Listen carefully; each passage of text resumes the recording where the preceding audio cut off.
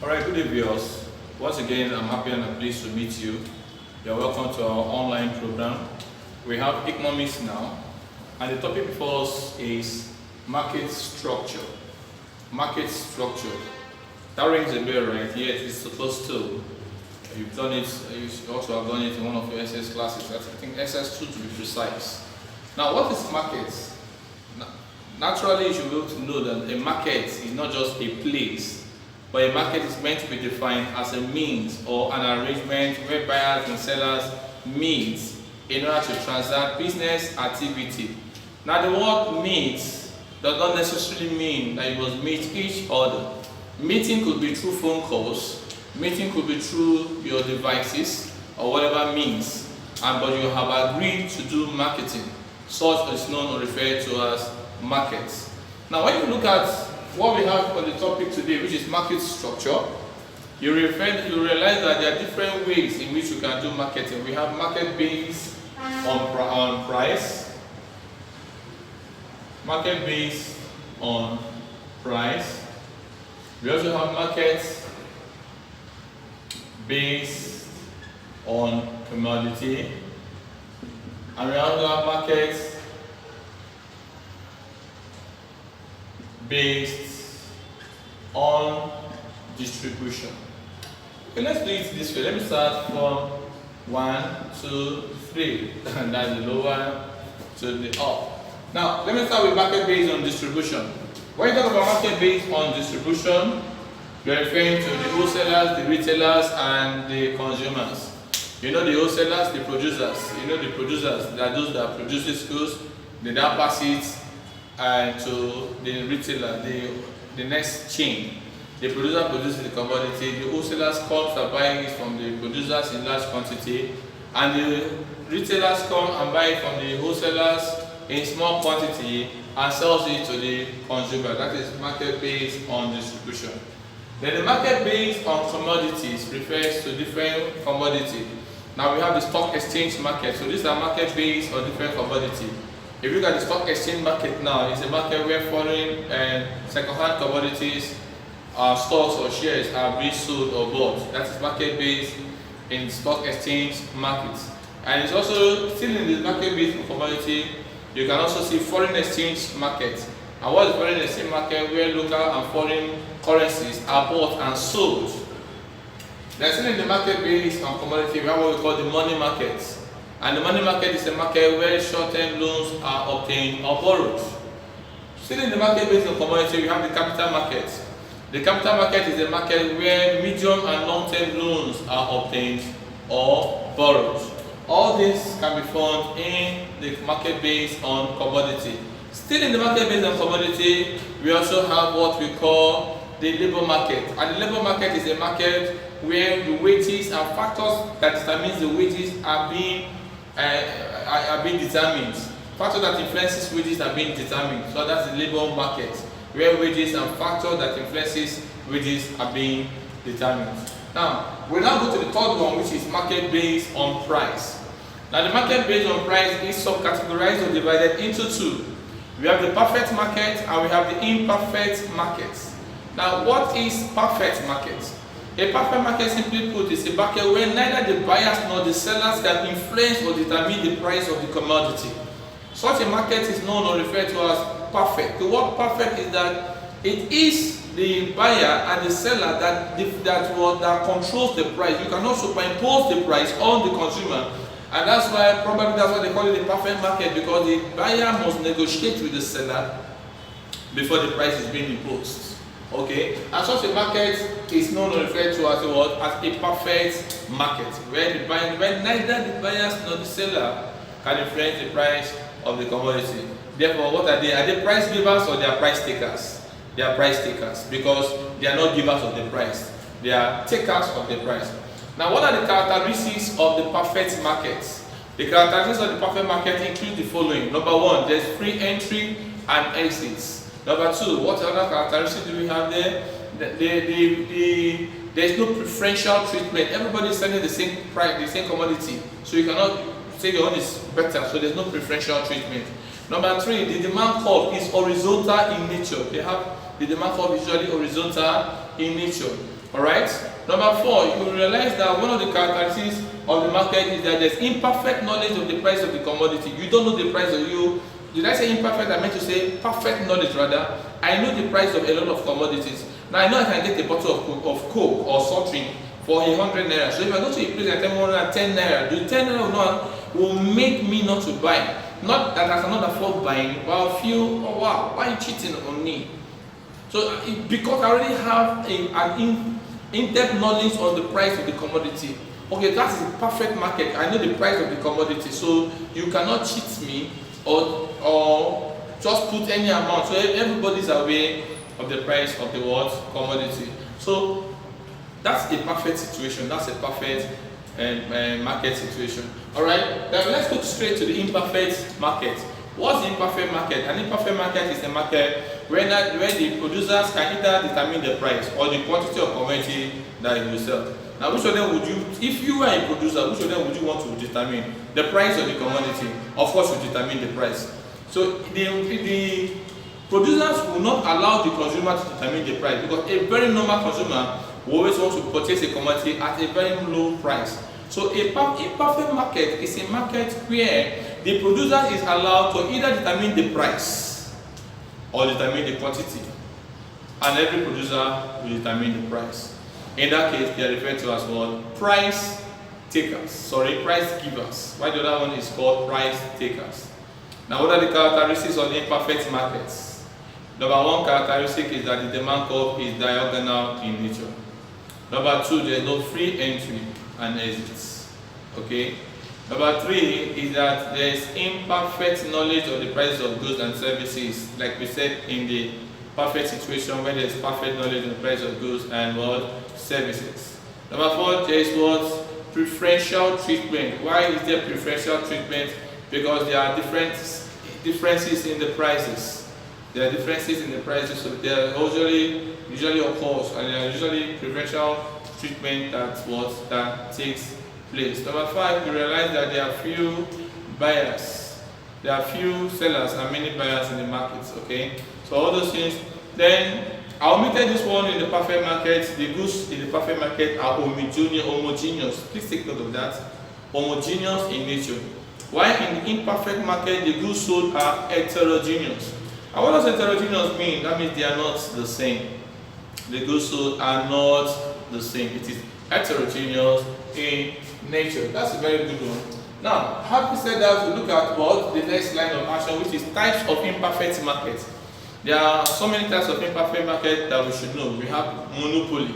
Now, I always dramatize it so that you don't have a problem with that. We have mono, we have duo, we have trio, we have Sony, and we have what? Poly. Okay. Then you have mono means 1, duo means 2, trio means 3. Okay. We have oligo. Oligo means 4. Sorry, that means few. Then we have Sony is to buyer, and we have poly. Now we have what we call monopoly. We have duopoly. Now all these things come out in the exam. I don't know why they are setting this kind of. People are still failing it. We have monopoly. We have, let's just arrange them the mono and the bronze, so whatever. We have mono Sony. We have duopoly.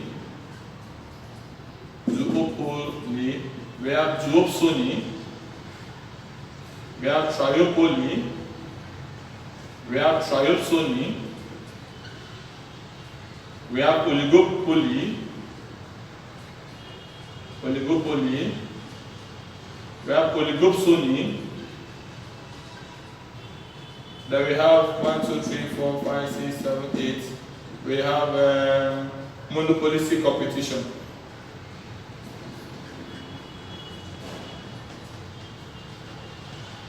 Alright, let's start with the word mono. Mono means 1, duo means 2, trio means 3, oligo means few. I will just call this guy 1, then call this guy 2, then call this guy 3, then this one few, then Sony is to buyer, and poly is to seller. Okay? So what do we have in this case? Mono is to 1, duo is to 2, Trio is to 3, Polygo is to few, Sony is to buyer, and Poly is to seller. Is that clear? So we have monopoly. What does monopoly mean? Monopoly means one seller. So monopoly is a market situation where there are just one seller in the market. Such is market situation where you only have one seller. It's called monopoly. Then monosony, the word Sony means buyer, like I told you over here. So we have one buyer, a market situation where there's only one buyer. Duopoly is a market situation where there are just two sellers. Duopoly is a market situation where there are just two buyers. Triopoly is a market situation where there are just three sellers. Triopoly is a market situation where there are just three buyers. Oligopoly is a market situation where there are few sellers. Oligopsony is a market situation where there are few buyers. Then monopolistic competition is a market in between the competitive, a market in between the perfect and the imperfect market, in which they are aware of their rivals and try to differentiate their product through different means. You know, that kind of market where they are both aware of their rival. Show me a person who is in business and not aware of his rival. I'll show you somebody that can never stand in his business, because rivals are always looking at the edge of the others so that they can be able to, they always look at the laps of the others so that they can always take advantage of the laps. And that's the monopolistic competition that we're looking at. When I hear some people say I don't have business with that people, I just look at them and smile, because you are supposed to have a business. Look at the MTN.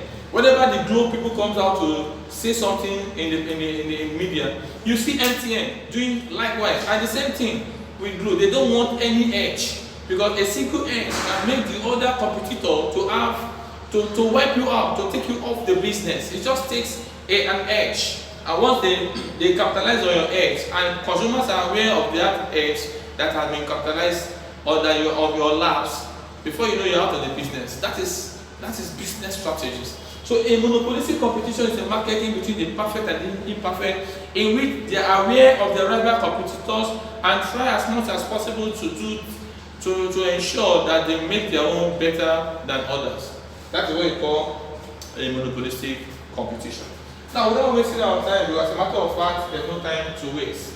Now, let's look at the next line of action, which is, now, when you look at the market situation on the diagram, this one now, they're making profits.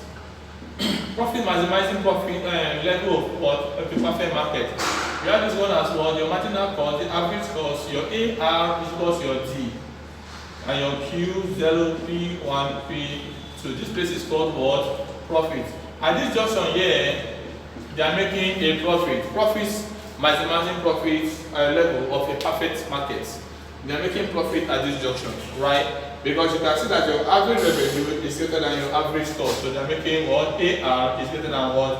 AC. And when I thought revenue, I thought that your selling price is otherwise known as your AR. And your AR is greater than your what? AC. They are making what? Profit. So at this junction, you write this is profits of a perfect market.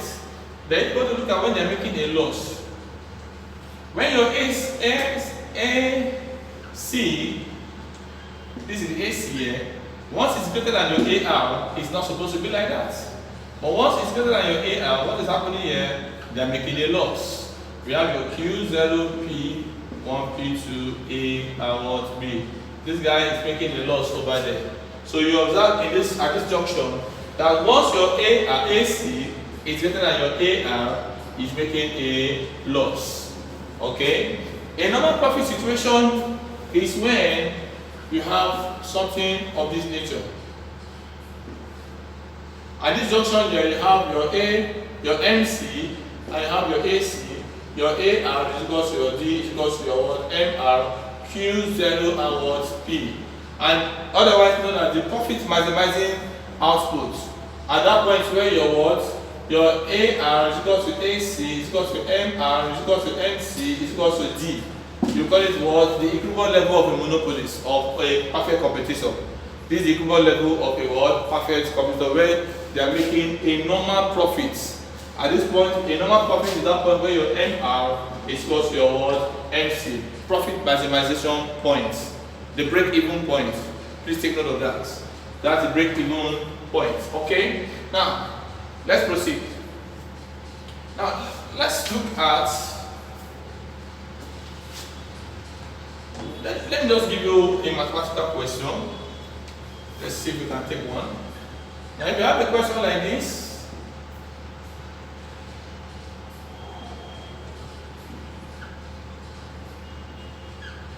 and you say, as if profit is 2,000 naira, find. Okay, let me draw the diagram so that I can get the question very well. MC, your AC, let's call this 100 and let's call this 30 and let's call this one 20. Okay, let's do it this way. And the question is what? Find the profit. Now, what is the formula for profit? Very simple. Of course, I know when we did theory of revenue, of course, I don't know if you've gone through those aspects. Your profit, TR minus TC. Now, this side here is your AR. You know they are making a profit here. I thought the AC is below the AR. Alright, now this is the selling price here. So your AR is equals to 100 naira and your AC is equals to what? 30 naira. How do I get my TR? This is my quantity here. So my TR will now be what? AR times Q. Okay? And that will give us what? 100 times what? 20. And that's expected to give us what? 2,000 naira. And my TC is what? AC times Q. Which will give me what? What's my AC? 30 times 20. 3 times 2, that will be what? 600 naira. Okay? So what's my profit? My profit is very simple. That's TR minus what? TC. What's my TR? That's 2,000 minus 600. And what's the guy? The answer will give us what? 1,400. Very simple. I want to employ you guys to go and solve more on your own and you get there. So that's giving us 1,400 naira. Now, we'll go to the next line of action, which is causes of monopoly. What are the causes or causes of monopoly? We have number one, Act of Parliament. We have number two, patent law. We have number three, level of technology. We have number four, advertisement. We have number five, natural cause. We have number six, merging of producers. Okay, and so on and so forth. Now, these are the causes of monopoly. I told you that monopoly is a situation where there's only one single seller of a particular commodity. When we are looking at the types, or when there's only one single seller. Now, what do we have here? We have the Act of Parliament. If the Act of Parliament decides to give a decree that only a person should be the sole producer of a particular commodity, like they do to Dangote. What do you call that? That is Act of Parliament. They have made you to have monopoly power over the distribution of goods and services. Then the next one over there is the word patent law. Now, what's a patent law? A patent law is the right given to an inventor to protect his inventory over a period of time. So that right given by the government to an inventor to protect his inventory over a period of time is called the what? The patent law. Nobody produces it. You are just the one. You will die and your children will continue to inherit it. Okay, that's the patent law. The next one is level of technology. Of course, China is doing fantastically well in this aspect now because you realize that a lot of Nigerians are already buying made in Nigeria China goods. And once they have already got into a level where the technology is now going further and nobody is producing what they are producing. So that is they've known them for that level of technology. Advertisement. How do you create awareness? If your awareness is so superb that you realize that you are the only one, your awareness has even kicked away your competitors from the market. Before you know, you're already taking advantage. Natural cause like Nigeria already has. Nigeria has advantage in our crude oil.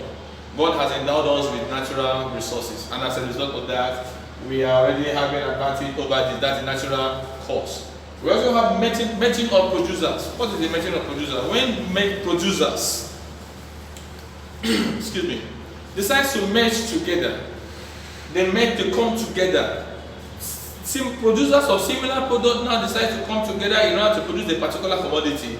That is merging, and that is what you call a cause of monopoly. Alright, without wasting our time, let's look at the control of monopoly. How do we control monopoly? Control of monopoly. Number one, we have provision of substitute producer. We have number two, privatization. We have number three, stoppage of insurance. Stoppage of insurance. Of patent law. We have number four, to discourage merging. Discourage merging. We have number five, reduction of tariff. Now, provision of substitute producers. That's one of the best way to tackle monopoly, where you have producers that can produce what you can produce. That's all. You're no longer in monopoly. Privatization. What is privatization? When the private individuals or firm takes over government-owned firm for political, social, and economic reasons. You call that privatization. So in that case, not only the government is involved in the production of firm, but others are also involved as well. Then the next one, stoppage of insurance of patent law. When you decide not to give patent law to people who have invented, you can prevent monopoly. Discouraging merging. When mergers, those who want to merge together, they also take advantage of the poor, innocent people. What do? You tell them don't merge. Government can decide to superimpose and say don't merge. You refer to that as what? And legal control merging. The next one is reduction of tariff. When you stop putting in high tariff on goods coming to other country, so that there can be competition, they will meet with other ones, and before you know, they will not have monopoly power any longer. Then lastly, I will look at a subtopic called price discrimination. What's another name for price discrimination? It's otherwise known as discriminating monopoly. It's otherwise known as discriminating monopoly. Now, what is discriminating monopoly? It's a situation where a producer with equal size, that produces a commodity with equal size, shape, and content is sold for different price. You are a producer, and you are producing a particular commodity with equal size, shape, and content, but you are sold for different price. It's known as what? Price discrimination. It's otherwise known as what? Discriminating monopoly. Now, what are the reasons for that? Number one, let me explain that again. Why will a person be selling a commodity produced by a particular producer with equal size, with equal shape, with equal content, but yet you can see that commodity sold in Nigeria for 1,000 naira, and you go to Ketu market and see it sold for 700 naira? Price discrimination. But what are the reasons? Let's go there. Reasons for price discrimination, number one, is when the consumers are ignorant of the price. Ignorance on the part of the consumer. Once the consumer is not ignorant, is ignorant of the price of the commodity, of course, he will have to pay for a different price. That is ignorant on the part of the consumers. Another reason for price discrimination is what we call the elasticity of demand for the products. Different places have different elasticity of demand. There are some places in which, because of their economic, their financial profiles, they can afford to buy anything. So those kind of places, you cannot compare an eyebrow area with a place where they are managing. So if you now go to that place and you tell them a commodity is sold for 1,000 naira, and it's meant to be sold for 600 naira, they will still afford it. And you will not. Most people take advantage of such. Number next is what? Cost of transportation. The cost incurred in transporting the commodity from one place to another place will make sellers to increase their price. And maybe somebody is selling it in mile 12, have to transport it to Delta State, and the producer is in Lagos. What happens? He has to increase his price. So all those things will actually lead to what we call discriminating monopoly. I want to appreciate you guys, and I pray at this junction you've been able to be educated, and whenever I say for questions like this, you know exactly and precisely what to do. Thank you very much. Have a nice day.